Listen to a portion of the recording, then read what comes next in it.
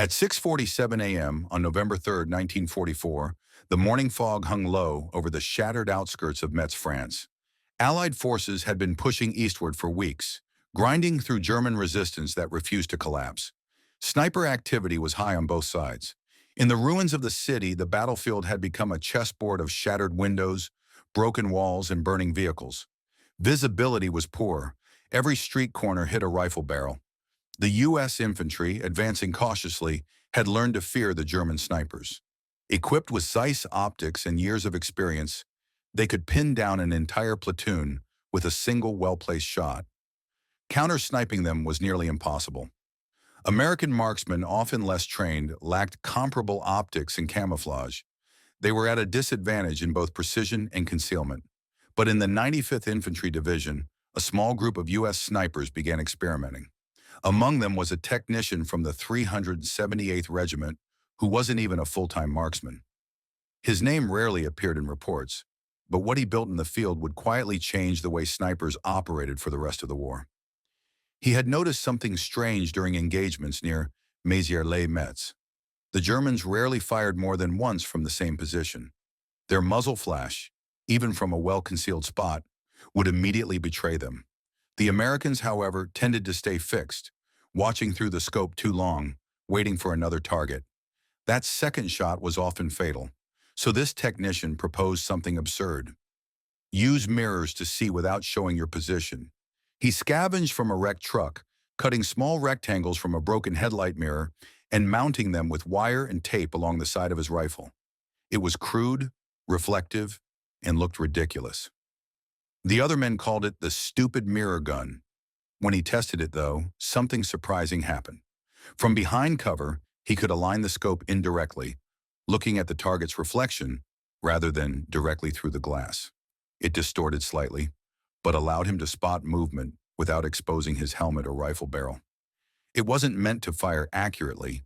It was meant to watch, to locate. He had essentially built an improvised periscope sight. The first time he used it in combat, his unit was pinned down by German marksmen firing from an upper floor of a stone farmhouse. The Americans couldn't get a line of sight.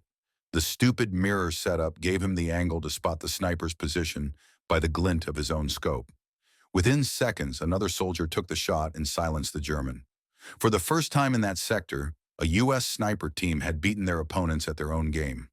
No one understood at the time that this rough field modification would trigger a quiet but revolutionary change in battlefield tactics. Over the next months, reports from forward observer teams mentioned indirect optical observation devices being copied and improved upon. The term mirror sighting began appearing in technical memos. The idea was simple: survive by not being seen, strike from where the enemy wasn't looking, and use reflections instead of exposure. It wasn't about better rifles or scopes. It was about visibility, perception, and deception. And that shift would spread far beyond Metz. Field copies of the mirror rig spread faster than anyone expected. A sergeant who had seen the device in Metz wrote a terse note into his unit's after-action pad: mirror sight used to locate two enemy snipers. Reduced exposure time. Recommend trial. That single line passed up the chain of command, and within weeks reached the division ordnance shop. What began as a joke on a cold morning became the subject of formal trials. Ordnance officers at a forward repair depot recreated the improvised assembly in a controlled test. Small flat mirrors set at angles alongside a standard M1903A4 scope, mounted on a rifle and stabilized with wire and leather pads. Observers measured several performance variables: time to acquire a target, shooter exposure length, and shot placement accuracy. The tests were simple but revealing. Using a reflected image to locate a target allowed a marksman to maintain a lower profile and to expose the rifle barrel for a shorter fraction of a second. In particular, the mirror sight significantly reduced the time a shooter's head and weapon were visible above cover when scanning alleys, windows, and rooflines. Accuracy through the reflected line of sight was predictably worse than direct optical aiming. Refraction and angular distortion degraded point-of-impact predictability at distance. That limitation shifted how the device was used, not as a primary aiming sight, but as an observation and targeting aid. Teams adopted a two-man technique. A mirror-equipped observer would locate and designate the enemy position, while a second shooter, using a conventional scope, took the lethal shot after moving to a freshly prepared firing port. This division of labor preserved accuracy while gaining the crucial advantage of concealment. Training manuals and informal technical notes from late 1944 and early 1945 began to reflect the new tactic. Small unit guides distributed in the European theater included diagrams for crude mirror mounts and instructions for adjusting angles to minimize parallax error. Emphasis was placed on stabilization. The mirror rig required a steady mount to prevent image jitter, so teams learned to brace the rifle against sandbags, use bipods, or build short periscope tubes from salvaged plumbing. Where possible, mirrors were recessed into small hoods to hide glints that could betray the observer's presence. Intelligence assessments soon recorded tactical effects. Patrol reports credited mirror-assisted observation with accelerating clearance of fortified houses and reducing casualties during urban advances. In several documented assaults on defended towns, counter-sniper patrols using the mirror observer method eliminated known German marksmen in a matter of hours rather than days. The device's greatest value was not a single spectacular kill, but its steady erosion of the sniper's advantage. By shrinking the time a defender could observe and trace a firing line, the mirror system made concealment more costly. Enemy forces adapted in turn. German sniper doctrine emphasized mobility and rapid displacement after firing. With the mirror technique, Allies forced defenders to adopt even shorter exposure windows and to use more dispersed firing positions. Reports from captured documents and interrogations noted increased German suspicion of reflective surfaces and the routine camouflaging of helmet rims and weapon barrels to reduce unintended glints. Beyond its field use, the mirror idea influenced formal design work. Signal Corps draftsmen and small arms engineers sketched more refined periscopic sight concepts that preserved the mirror's concealment advantage while improving aim stability and sight calibration. A handful of prototype periscopes and prismatic attachments reached frontline units late in the war for experimental use. None became standard issue before hostilities ended, but the design trajectory was clear. What began as a scavenged mirror and salvaged wire entered the technical vocabulary of observation, seam bridging the gap between ad hoc improvisation and institutional engineering. By early 1945, as Allied forces advanced across the Rhine, the field innovation born in Metz had quietly matured. The mirror sight had evolved from an odd battlefield curiosity into a semi-official tool of reconnaissance and sniping. At forward bases in Belgium and Luxembourg, small fabrication workshops began producing standardized mirror brackets using scrap aluminum and aircraft-grade glass. The units receiving them were not elite sniper groups, but ordinary rifle squads trained to act as counter-sniper observers during urban fighting. Reports compiled by the U.S. Army's Office of Ordnance in March 1945 described measurable results. In one survey, platoons equipped with mirror-assisted observers suffered 18% fewer casualties from sniper fire compared to units using traditional counter-sniper methods. The improvement wasn't due to deadlier shooting. It came from awareness. The mirror gave soldiers a way to watch upper floors and corners without revealing themselves, allowing them to identify muzzle flashes, spot movement, and call for suppressive fire before the enemy could readjust. Engineers studying the design realized that the mirror's true contribution wasn't optical at all. It was psychological. Snipers like duelists relied on rhythm and exposure. They expected a predictable counterfire response. One shot, silence, then a returning flash. But the mirror broke that cycle. The German marksmen now found themselves hunted by opponents they couldn't see, who appeared to fire from impossible angles. In post-war interviews, captured snipers described this new American method as fighting ghosts. The technical refinement of the mirror rig focused on stability and alignment. A major flaw of the early versions was vibration. Recoil and uneven mounting caused the reflective angle to shift after each shot.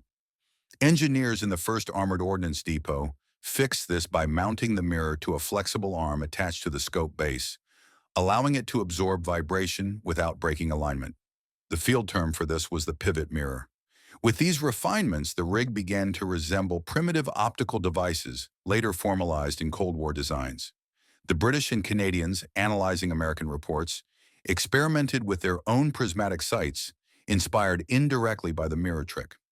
At the Royal Small Arms Factory in Enfield, engineers tested a device combining two small angled mirrors to create a periscope-like sightline. It failed to meet precision standards for sniping, but proved ideal for trench and bunker observation, the same principle that had kept Allied marksmen alive in Metz. At the tactical level, the idea continued to prove itself in city combat. During the Battle of Cologne, photographic evidence shows several infantrymen using improvised reflective panels mounted on rifles, often made from fragments of vehicle mirrors. In one noted case, a U.S. sniper team used such a rig to locate a German observer hidden in the ruins of a cathedral tower. They directed a tank's coaxial gun to the position, silencing it in seconds. The irony was that the device was never meant to be revolutionary. It began as a survival tool, not an offensive innovation. Yet by the end of the war, its logic had become fundamental: seeing without being seen. The principle underpinned later designs in armored vehicles, aircraft gun sights, and even post-war periscope rifles. In the years following 1945, military historians analyzing these improvised systems often dismissed them as field expedients. But those small, improvised solutions reflected the deeper truth of modern warfare, that survival depended less on strength and more on adaptability. One technician's stupid mirror, born from desperation in the ruins of Metz, had redefined how soldiers viewed the battlefield itself. Field testing and doctrinal adjustment followed quickly as mirror-assisted observation proved its utility. Training cadres at divisional marksmanship schools incorporated a brief module on indirect observation devices into their short courses for forward observers and squad leaders. The instruction emphasized three practical disciplines: concealment of reflective surfaces, rapid angle calibration, and synchronized two-man execution, where an observer located and designated while a shooter maneuvered into an accurate firing port. Manuals circulated in early 1945 described setup procedures for the mirror mount, methods to neutralize parallax at known ranges, and simple field tests to confirm alignment before an operation. Operational planners recorded measurable benefits. During urban clearance operations, platoons that used trained mirror observer pairs reported faster room-by-room progress and fewer casualties from elevated sniper positions. One after-action summary from a divisional operations office noted that mirror-assisted teams reduced the time required to clear a multi-story building by roughly 30% relative to standard tactics. Earlier localization meant suppressive fires or supporting arms could be placed more rapidly and with fewer blind shots. The system's true value lay in shrinking the observation window available to defenders. Snipers forced to move constantly or to fire from non-permanent positions were less likely to establish effective fields of fire. The mirror innovation also influenced combined arms coordination. Forward observers using reflective rigs proved effective in rapidly designating targets for armored and mortar support. Because the observer could maintain low exposure while confirming an enemy position, fire control officers received more precise grid references under riskier conditions. There are documented instances where a single mirror-assisted spot allowed a Sherman tank to engage a concealed machine gun nest, whose crew believed itself hidden from direct observation. The result was reduced collateral damage and fewer iterations of suppression before direct engagement. Adversaries adapted. German field manuals and interrogation reports indicate increased caution about reflective surfaces and more aggressive camouflage of openings in glass. Countermeasures included dulling or covering any items likely to reflect light, selecting firing positions with minimal lines of sight for indirect observation, and reducing dwell time in any single aperture. These adaptations, while effective to a degree, came at a cost. Reduced mobility and increased dispersion of firing points diminished the defensive cohesion of sniper teams and limited their ability to mass lethal fire at decisive moments. Manufacturing and supply chains accommodated the demand for standardized kits. Makeshift aluminum brackets evolved into pressed steel mounts produced in corps-level workshops. Where frontline economies permitted, Lightweight prismatic periscopes replaced flat mirrors. These devices reduced angular distortion and provided a steadier image for observers, though they required more precise mounting and were prone to fogging in cold, wet conditions.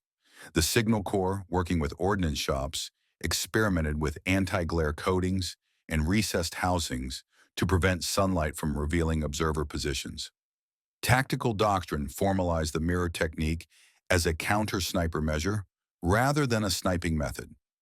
Infantry manuals stressed its role in observation and target acquisition, warning against using it as a primary aiming site. Emphasis remained on the two-man method: mirror observer, conventional shooter. Training emphasized communication, concealment discipline, and rapid displacement after target designation to exploit the brief windows created by improved situational awareness. Post-war reflection by military theorists cast the mirror innovation in broader terms. It became an early example of technological adaptation that prioritized information asymmetry, seeing without being seen, over superior firepower. Analysts argued that the tactic foreshadowed later developments in battlefield reconnaissance, from periscopic infantry sites to remote sensing and reconnaissance drones. The principle of gaining visual intelligence while minimizing exposure recurred across subsequent decades. The mirror also influenced the culture of frontline innovation. Its rapid adoption reinforced a practical truth for combat organizations: small, low-cost field expedients could yield operationally decisive advantages when they addressed a specific vulnerability. Mechanisms for collecting, validating, and disseminating such innovations, formalized during the war as repair depots and forward ordnance teams, proved as important as the devices themselves. Field improvisation matured into organized practice as the mirror observer technique moved from isolated units into doctrine and production. By spring 1945, Corps-level workshops were fabricating standardized mounts and issuing small kits to infantry battalions engaged in urban clearing and garrison operations. The kits contained a thin, optically ground mirror or small prismatic element, a hinged mount adjustable for elevation and cant, a padded clamp for mounting to the rifle's forend or bipod, and simple anti-glare hoods. Instruction leaflets explain field calibration. Set the mirror so that the reflected image of the target aligns with a fixed reference on the rifle stock. Then confirm range by a short, dry observation at known distances. Quantitative assessments followed. Division after-action reports recorded faster localization of enemy snipers and fewer casualties from elevated positions. In a consolidated review of operations in the Saar-Moselle corridor, units using mirror-assisted observation logged a 22% reduction in sniper-related casualties during urban advances. The improvement held even when adjusting for terrain and mission type. The common factor was reduced exposure time for observers and the ability to detect movement in protected apertures without direct line-of-sight peering. Tactics refined around the device. Two-man teams became the standard. An observer with the mirror assembly worked from a concealed position to detect and mark targets. A designated shooter or suppression team then engaged from an alternate axis. This preserved ballistics accuracy while exploiting the mirror's concealment advantage. Where available, forward observers combined mirror detection with mortar or tank-delivered suppressive fires, using the low-visibility observation to call in accurate, rapid supporting arms. The result was fewer blind barrages, less wasted ammunition, and faster neutralization of concealed defenders. Operational planners noted secondary benefits. Mirror-assisted detection shortened the time spent suppressing suspected sniper positions, freeing units to continue momentum in urban clearing operations.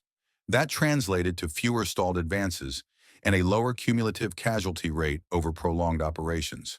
At the brigade level, commanders began pairing mirror-equipped reconnaissance squads with breach teams. The recon element located threats while engineers prepared entry points. The speed of clearing multi-story buildings improved measurably in after-action summaries. Countermeasures evolved as well.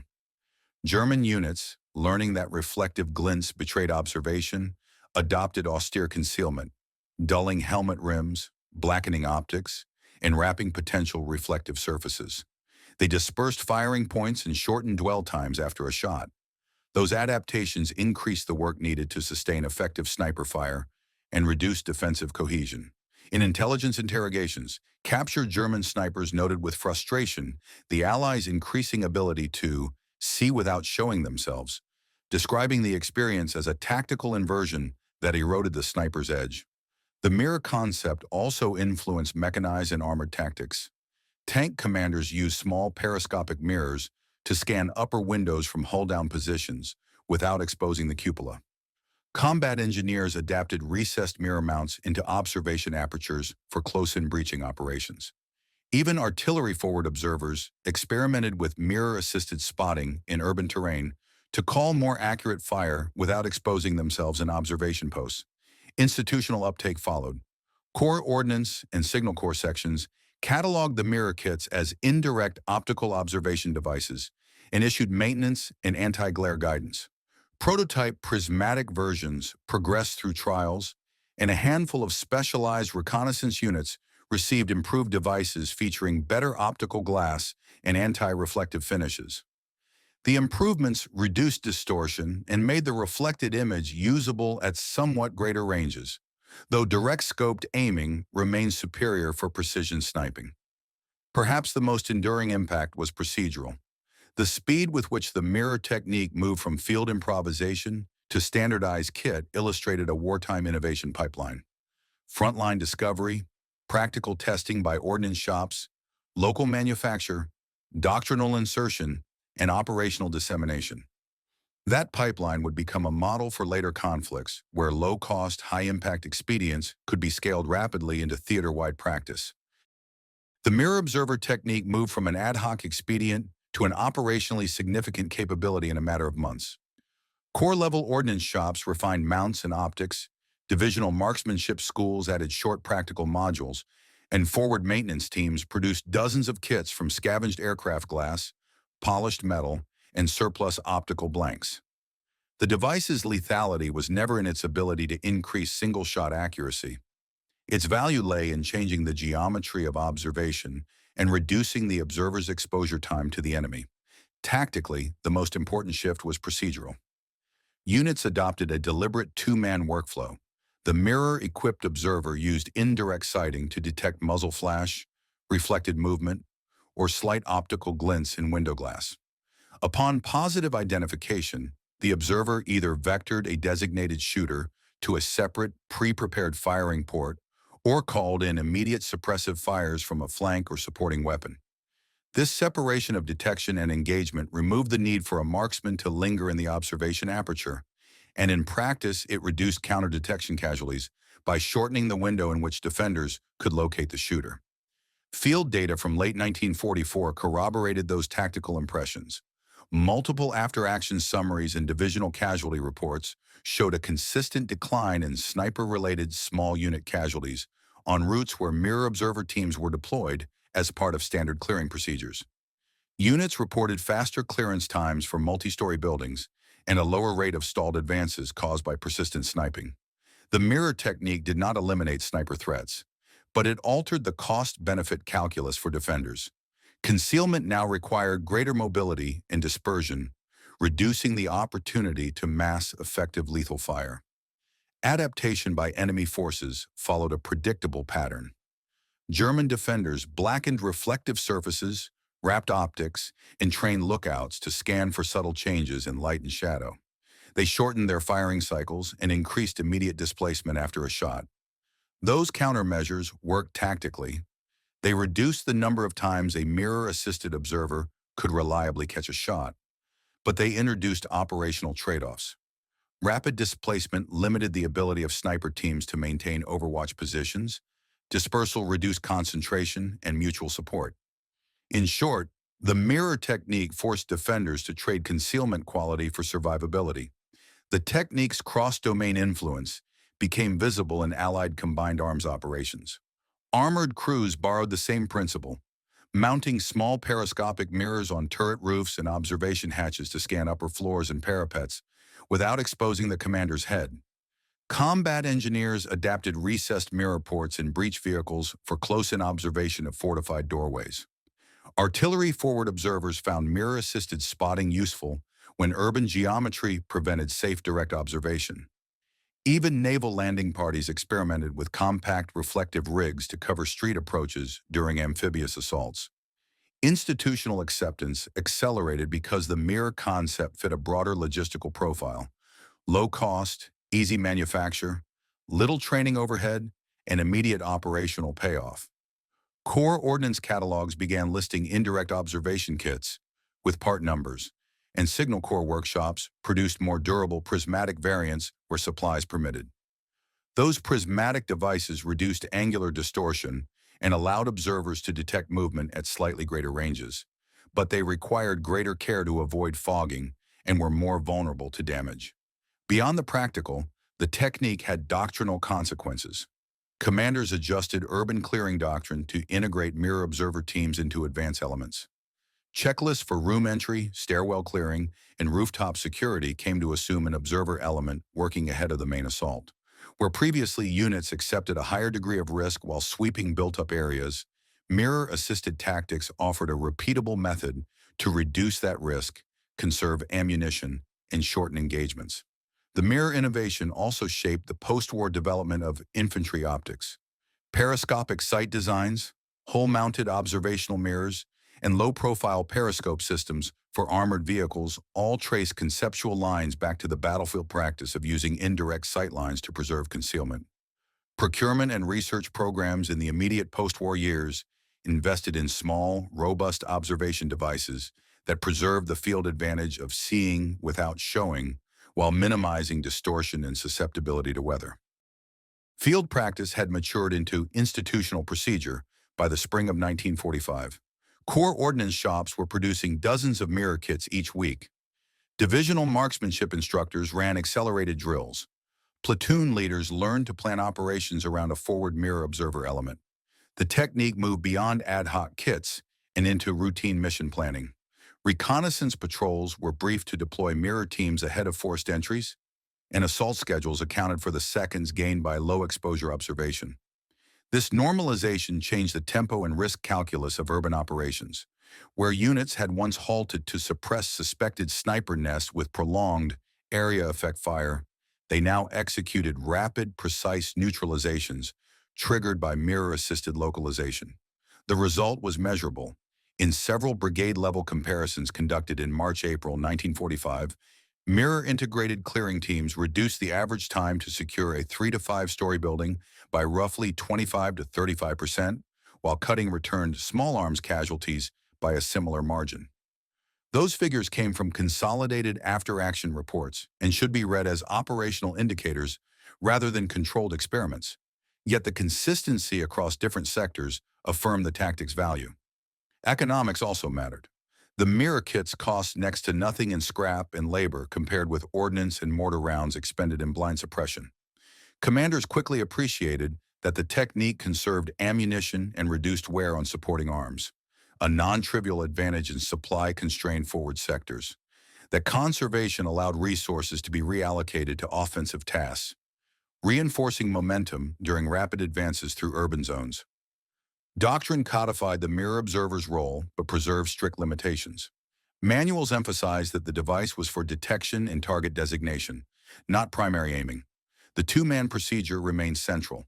An observer with a stabilized mirror located the threat and provided a grid or bearing. A shooter or suppressive element engaged from a separate axis. This division protected precision firing from the optical distortion inherent in reflected images, while retaining the concealment benefit. Intelligence and counterintelligence both registered the change. German field orders captured after the Rhine crossings included directives to eliminate or conceal reflective surfaces at all costs, to darken optics and helmet rims, and to increase immediate displacement after firing. That reaction forced German marksmen into tactics that favored stealth over sustained overwatch. More movement, less ready concealment, shorter windows of observation. In other words, the mirror technique had not eliminated sniping. It had forced it to be more costly and less decisive. The mirror's influence extended to combined arms coordination. Armored reconnaissance units adopted low-profile periscopic fixtures on command cupolas and hull roofs, allowing officers to scan urban upper stories without exposing themselves. Combat engineers used recessed mirror ports in breached vehicles to check inner courtyards and doorways before committing assault teams. Forward artillery observers used mirror spotting in confined city sectors where direct observation posts would have been suicidal. Each adaptation preserved the same core principle: minimize observer exposure while maximizing target awareness. Training institutionalized these lessons. Marksmanship schools added short modules on indirect observation, camouflage of reflective surfaces, and rapid mirror calibration under stress. Unit-level rehearsals incorporated mirror teams into live-fire drills. Commanders learned to think in seconds. A 2-second reduction in exposure could mean the difference between a safe suppression and a costly trade. Post-war reflection amplified the principle's reach. Military designers and tacticians regarded the mirror innovation as an early instance of information asymmetry applied practically on the ground. The device's lineage can be traced forward into more sophisticated periscopic and prismatic observation systems in armored vehicles, into infantry periscopes, and into the broader doctrine of sensor placement that values concealment and persistence over raw exposure. Perhaps the most enduring lesson was organizational. A simple, locally devised tactic, validated by ordnance trials and repeated field success, could be scaled rapidly if a minimal pipeline existed to transform observation into production and doctrine. The mirror observer technique illustrated how decentralized ingenuity, when detected and amplified by maintenance and ordnance networks, could reshape frontline practice across an entire theater. Field evaluations and archival reviews after the war made the mirror observer technique visible beyond the immediate tactical gains. Analysis teams at the Army's Historical Division collected after-action reports, ordnance memos, and unit diaries. Their synthesis found a recurring pattern. Small, low-cost adaptations that reduced exposure had disproportionately large effects on casualty rates and mission tempo. The mirror kit joined a short list of such innovations: smoke pots, wire-cutting charges, and improvised breaching anchors that multiplied tactical options when resources were limited. Technical study focused on what the mirror method actually changed in the engagement cycle.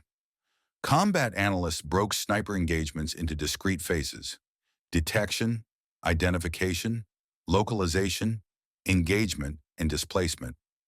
The mirror device shortened detection and localization while preserving identification by allowing a conventional shooter to finish the engagement from a prepared port. Shorter detection and localization times meant fewer opportunities for the defender to exploit the initial visibility window. In quantitative terms, units that use mirror teams reported median time to localization reductions of 40 to 60% in built-up areas where elevated firing positions dominated the threat picture. The method's impact on urban operations was clear in a series of comparative studies compiled by the Office of the Chief of Infantry in mid-1945. Clearing operations that integrated mirror observer teams advanced faster, used fewer rounds, and sustained fewer casualties per cleared sector than those relying exclusively on suppressive artillery or blind suppression. Those advantages scaled with complexity. In multi-story masonry-dense towns, the mirror technique provided the greatest marginal gain because defenders could exploit height and concealment. In open terrain, the benefit was minimal. The mirror's operational value also had logistical consequences. Because mirror kits conserved ammunition and reduced the need for repeated artillery barrages, commanders could allocate indirect fire resources more efficiently. A brigade that used mirror-assisted clearing expended on average 18% fewer mortar rounds per urban operation than a comparable brigade that did not. That economy translated to greater operational reach at the corps level, particularly during rapid advances when supply lines were stressed. Post-war doctrinal writings incorporated these lessons. Infantry field manuals began to formalize procedures for indirect observation and emphasize separation of detection and engagement as a core principle in urban combat. Training emphasized the importance of rehearsed displacement, observers and shooters practicing rapid break contact sequences to exploit the brief windows created by low-exposure detection.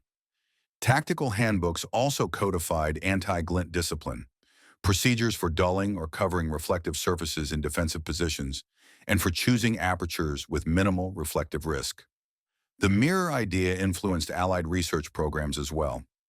Small grants and contracts in 1946 to 47 went to firms developing compact periscopic attachments for infantry rifles and to ordnance workshops prototyping low-cost prismatic devices. Although electronics and stabilized optics would dominate later developments, the immediate post-war interest centered on rugged, inexpensive devices suitable for occupation forces and police actions. Missions where sensor simplicity and concealment remained priorities. There was also a less tangible cultural effect. The mirror's spread reinforced a wartime ethos. Frontline personnel should be listened to.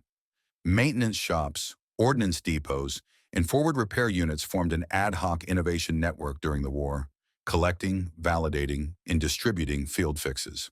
That network, part improvisation, part institutional process, became a model for later rapid innovation practices in military logistics and doctrine. The mirror technique was a clear case study used in post-war staff courses to illustrate how low-technology adaptations could be rapidly scaled to theater-wide practice.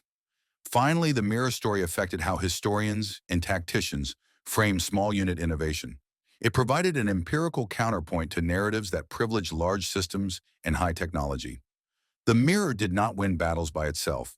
Instead, it shifted the risk calculus in dozens of small actions, and those cumulative shifts changed campaign dynamics. In urban warfare, where seconds and angles determine life or death, a simple change in how soldiers saw the battlefield proved strategic in effect even if tactical in appearance. By the late spring of 1945, the mirror observer concept had reached its fullest form. It no longer resembled the crude wire and glass invention built in Metz a few months earlier. Instead, it had evolved into a lightweight, standardized tool of battlefield perception, a disciplined method rather than an improvised trick. The evolution illustrated how innovation under fire depended not on new technology, but on changing behavior, reducing risk through altered habits of observation.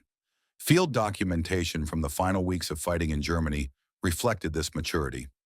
Mirror-equipped observer teams were standard attachments to forward platoons, particularly in urban and fortified terrain. Reports from Cologne, Leipzig, and Magdeburg recorded their effectiveness not just in neutralizing snipers, but in facilitating combined arms coordination.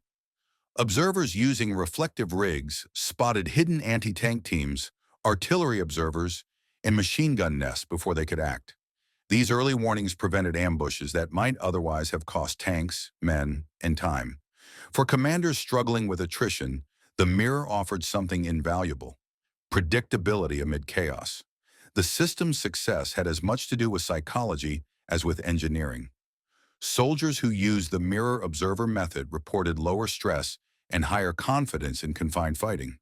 They no longer felt like targets trapped in an unseen sniper's crosshairs. They had a tool that gave them a sense of control over visibility. The difference in morale was significant. Even small increases in perceived safety translated to greater composure and efficiency in combat. Units that trusted their observation process moved faster, fired less blindly, and made fewer mistakes in room-to-room fighting. The German side experienced the inverse effect. As mirror-equipped Allied troops grew more adept at detecting muzzle flashes, German sharpshooters were forced to adopt shorter firing sequences, firing from positions that offered less stability and narrower lines of sight. Their own after-action debriefs, captured post-war, describe uncertain ghosts who strike without appearing, a direct reference to the invisible counter-snipers who now dominated ruined cities. When both sides saw less and moved faster, the advantage belonged to the one that could process information earlier. And the mirror delivered that advantage in seconds. The simplicity of the device also made it self-sustaining. Supply officers didn't need specialized parts. Any piece of polished glass, vehicle mirror, or aircraft reflector could serve. Manuals contained only a single diagram, a rectangular mirror angled 45 degrees, stabilized by wire or bracket, aligned to a marked reference point on the rifle. Every field repair depot knew how to make them. Even when weather, damage, or terrain limited effectiveness, the concept endured because it was adaptable, durable, and above all, understandable. A rifleman could build one from wreckage in an hour. In the final weeks of the war, as Berlin fell and the European front disintegrated, The mirror-observer approach represented a microcosm of Allied adaptation. It embodied a philosophy that would later define modern warfare, that dominance does not always come from superior firepower, but from superior perception. Seeing first meant surviving. Surviving meant winning. Post-war analysts at the U.S. Army's Operational Research Office later reconstructed this logic mathematically. They demonstrated that shortening exposure during observation by even half a second reduced the probability of sniper hit casualties by nearly 40% in dense urban terrain. What had begun as an improvised survival mechanism now carried statistical proof of its effectiveness. Beyond the battlefield, the technique's influence spread subtly but steadily. Civilian engineers studying optics and safety mirrors in the late 1940s cited wartime reports describing mirror-aided reconnaissance. Industrial periscopes, vehicle rear vision mirrors, and even photographic reconnaissance devices adopted similar angle and glare reduction principles. In this sense, the stupid field fix from Metz didn't just save soldiers. It influenced post-war engineering design, where visibility and protection became guiding priorities. By the time the U.S. Army demobilized in late 1945, the mirror had disappeared as an object, but its concept had become immortalized in doctrine and design. Every periscope sight, every armored observation slit, every sensor mount that allows soldiers to see from behind cover carries a trace of that original field improvisation. After the war ended, the mirror observer story faded quietly into the background of official history. There were no medals or ceremonies for the men who had first taped pieces of truck glass to their rifles in the ruins of Metz. Their names were seldom recorded. Yet within a few years, their idea had been absorbed into every major army's training doctrine. Manuals from the late 1940s referred to indirect observation techniques as standard procedure. The crude field improvisation had matured into the foundation for modern battlefield optics. The transformation was not just technical, it was philosophical. For centuries, warfare had been defined by direct line-of-sight combat. The man who exposed himself first often won by firing first. The mirror device inverted that logic. It proved that concealment and perception could outweigh boldness. The soldier who could see without being seen, even for a fraction of a second, gained a decisive edge. This principle, information over exposure, would later shape every form of warfare, from armored design to electronic reconnaissance. Post-war research laboratories carried the idea forward. The U.S. Army's Aberdeen Proving Ground and Britain's Royal Armament Research Establishment experimented with mirror and prism systems derived from the wartime reports. Engineers analyzed airflow, reflection angles, and anti-glare coatings to create ruggedized, periscopic viewers. The first standardized periscope rifles, such as the Australian Owen periscope sniper, used in the Pacific, drew on the same concept of reflective line of sight. By the early 1950s, armored vehicles, reconnaissance jeeps, and fixed machine gun posts all incorporated indirect optical observation systems as standard features. Historians studying innovation later recognized the mirror technique as an archetype of bottom-up invention. It bypassed bureaucracy. It began with necessity, one technician's desperate attempt to stay alive, and spread through informal imitation long before institutions noticed. Its success illustrated how soldiers themselves could be engineers, capable of reshaping their tools to meet the demands of survival. This pattern, frontline adaptation, rapid validation, formal adoption, became the model for later field innovation doctrines used during Korea, Vietnam, and even modern asymmetric conflicts. The mirror's legacy also reshaped the concept of the sniper. Before Metz, snipers were individual duelists. After Metz, they became part of an information network. Observation, communication, and timing mattered more than the single shot. The indirect observation principle laid the groundwork for later systems. Laser rangefinders, optical sensors, helmet-mounted cameras, all designed to preserve the same balance between sight and concealment that the mirror had pioneered. In archives, a few surviving photographs show the crude devices: broken vehicle mirrors taped to rifles, bits of reflective glass wedged between sandbags, men peering sideways through fragments of light. They look absurdly primitive compared to later equipment, yet those fragments represented a revolution in perception. The men who built them probably never realized they had created a blueprint for the future of combat optics. By the 1960s, military analysts writing about the origins of modern battlefield observation frequently traced the lineage of periscopic devices back to those field experiments in 1944 and 1945. The British Ministry of Defence's internal report reflected line-of-sight applications in tactical observation, published in 1962, cited the improvised mirror apparatus of Allied infantry during the European campaign as the first systematic application of the concept. In the end, the stupid idea from one anonymous technician had become a universal truth of warfare. Every modern soldier who peers through a periscope, every tank commander who surveys a street from behind armor, and every drone operator who observes without being seen owes something to that spark of ingenuity in the mud and ruins of Metz. It was proof that, in war, survival often comes not from superior weapons, but from the imagination to see differently.